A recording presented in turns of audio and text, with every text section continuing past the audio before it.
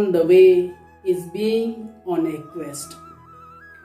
Dear brothers and sisters in Jesus Christ, we are in 29th Sunday in Ordinary Time, and in today's Gospel reading, we find two key words that Jesus is using which characterize the call of Christians, the call of discipleship.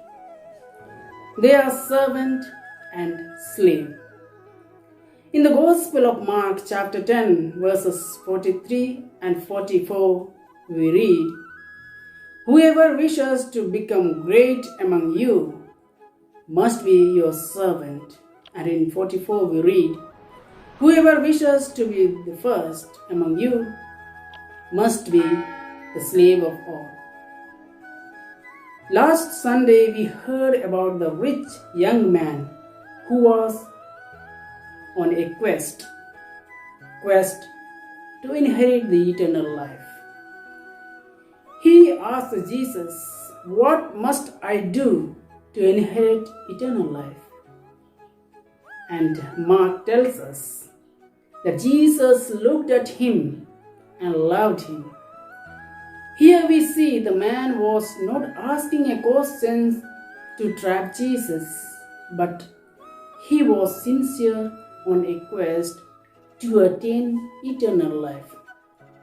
But sadly, the price of discipleship for him was too much. He was a wealthy man and was unable to let go of his wealth.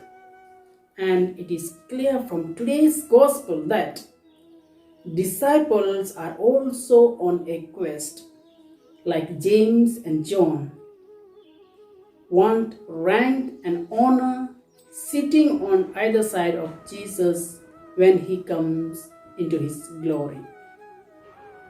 Here we have to understand, why did these two disciples feel so privileged to merit those two seats in heaven? Because they were the first to be called. They witnessed the resurrection of Jairus' daughter. They also witnessed Jesus' transfiguration. With all these background experiences, they felt privileged to make a request to Jesus. But James and John's request brought division among the community of disciples. It was 2 against 10. Here we see Jesus bringing them back together, bringing reconciliation within them, and teaches them about who is great. Of course, it is the humble servant, one who serves others, is the greatest. St. Augustine says, "A humble person is the one who accepts the truth." Jesus bringing together two groups here because by united they would stand strong, and by divided they would fall apart.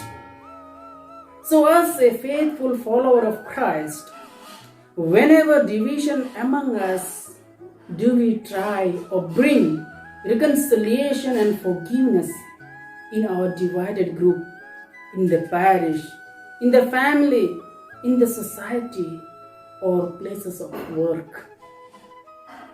As a rich young man had quest to inherit eternal life, we all of us have quest in our life, which we can call it the ultimate goal. So what is that? The great medieval philosopher and theologian St. Thomas Aquinas reflected on the human quest, and he named the quest or goal as happiness.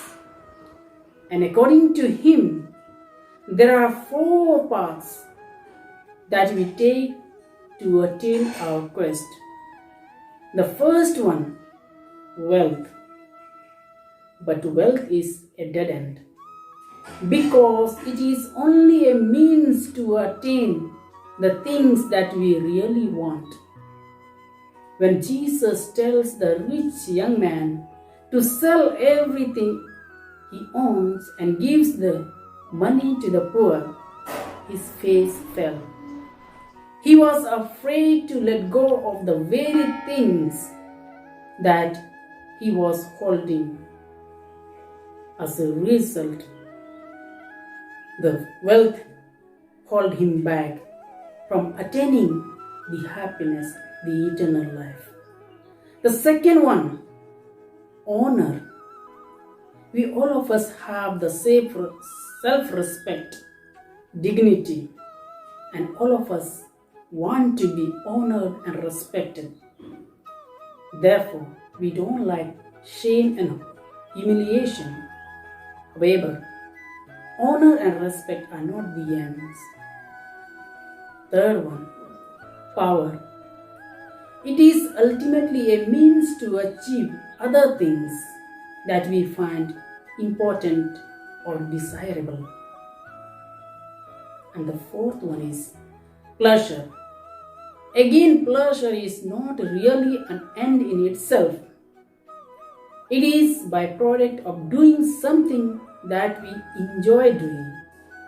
So what should be our quest to gain or attain eternal life? And the answer is quest for spiritual needs, quest for God, quest for His presence in our life, that we may be able to serve one another without cost and not looking for wealth, honor, power, and pleasure.